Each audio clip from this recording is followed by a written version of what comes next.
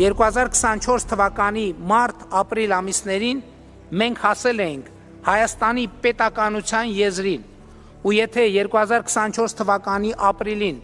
մենք չկայացնեինք Ադրբեջանի հետ սահմանազատման գործընթացը մեկնարկելու որոշում, Հայաստանի Հանրապետությունը այսօր կլիներ ոչ թե անկախ պետություն, այլ առավելագույնը արտաքին կառավարման ներքո գտնվող տարածք։ Ընդհանրապես Փաշինյանի հայտարարություններին, հռետորաբանությանը, գործողություններին պետք է նայել բացառապես մեկ տեսանկյունից։ Իր ամեն խոսքով ու վարմունքով նա փորձում է հիմնովին արժեզրկել մեր հիմնարար արժեքները, իսպառ կազմաքանդել մեր հանրային եւ պաշտպանական արժեհամակարգը եւ առհասարակ բոլոր համակարգերը։ Եթե նայենք ինչ է արել իր 8-ամյա իշխանավարման ընթացքում, ամեն ինչ քանդած է։ Նույնիսկ մեծ խոստումներ տալուց, կառավարության մի քանի ծրագիր ընդունելուց հետո չէ որ կա դրանց կատարողականը, եւ դա ուղղակիորեն վկայում է, որ զբաղված են եղել բացառապես քանդարար աշխատանքով։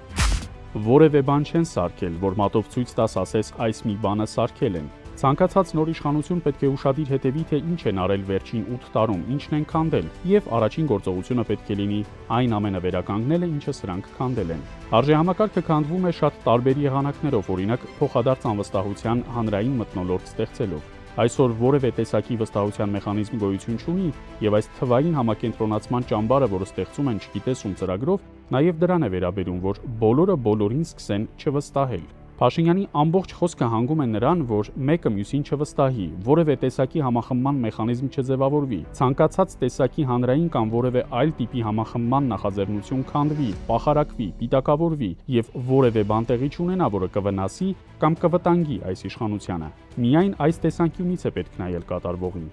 Ցանկացած այլ բացատրություն, թե իբր ուզում են այլ բան սարքել, այն ինչ իրենց կամ ինչ որ խմբի է հարմար, անտեղի է։ Պետք է նայել միայն այն տեսանկյունից, որ ավերվում է ամեն ինչ։ Փաշինյանը հրեշացնում է ոչ միայն բանակը, այլև կամավորությունը։ Ընդհանրապես կամավորությունն ամբողջ աշխարհում համարվում է արժեքավոր գործունեություն։ Կամավորն իր ժամանակն ու ռեսուրսը զոհաբերելով անում է մի բան, որը չի կարողացել անել այս կամ այն մարմինը կամ կազմակերպությունը։ Այդ կամավորությունը նա նույնպես նսեմացնում ու արժեզրկում է։ Խոսքը ոչ թե ինչ-ինչ ծրագրեր, դավեր նյութող խմբերի, այլ հայրենանվեր, անձնվեր, հայրենասեր, նվիրված անձանց մասին է, որոնք իրենց ժամանակը, դրամական եւ ֆիզիկական ռեսուրսները զոհաբերում են, անելու այն գործը, որն այսօր իրականում չեն անում պետական իշխանության մարմինները։ Մարզված չլինելով նյութական եւ տեխնիկական ռեսուրսների սակավությամբ, այդ կամավորներն այսօր անում են այն, ինչը չի անում պետական ապարատը։ Հայաստանը տրվում է Թուրքիայի կառավարման ներքո։ Որպեսզի դա լինի, 4 խնդիր պետք է լուծել։ Փաշինյանը բերել են այդ 4 խնդիր լուծելու համար։ Խնդիր առաջին՝ Արցախի հանձնում, խնդիր երկրորդ՝ Զանգեզուրի Միջանցքի տրամադրում, խնդիր երրորդ՝ ռուսական ռազմական ներկայության դուրս բերում եւ Հայաստանի բանակի նատոյացում, Թուրքիայի բանակի կազմի առաջնորդությամբ եւ խնդիր 4-ը՝ Ռուսաստանի տնտեսական ներկայություն Հայաստանից դուրս բերում եւ Հայաստանը ամբողջովին մտցնել Թուրքիայի տնտեսական ոլորտի մեջ։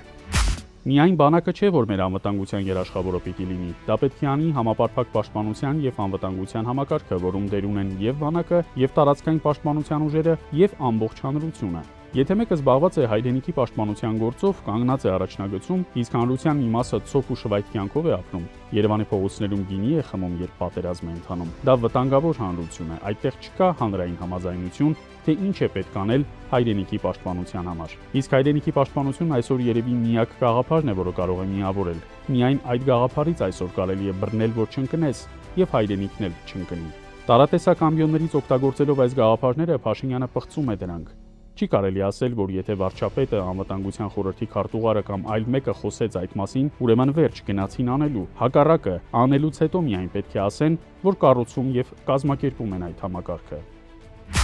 2021 թվականին, երբ որ այսօրվա իշխանություն կազմող քաղաքական ուժը կարողացավ խաբեությունների կեղծիքի,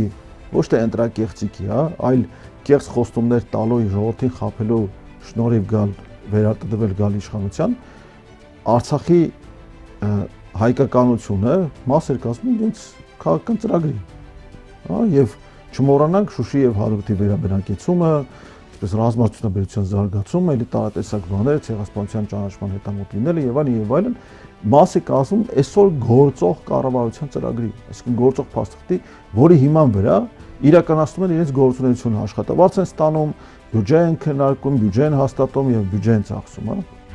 Սրանք հրաժարվել են իրենց բուն սահմանադրական պարտականությունների կատարումից։ Գլխավոր շտաբի պետը, որը փոքրաթիվ սահմանադրական պաշտոններից մեկն է, անհեթեթ հայտարարություններ է անում։ Փոխանակ ամրացնեն բարոյահոգեբանական վիճակը բանակում, զբաղված են բուտաֆորիկ ատեստացիաներով։ Այդպես չպետք է լինի։ Որոշիր հարգելի քաղաքացի, թե որ երեսն է ճիշտ։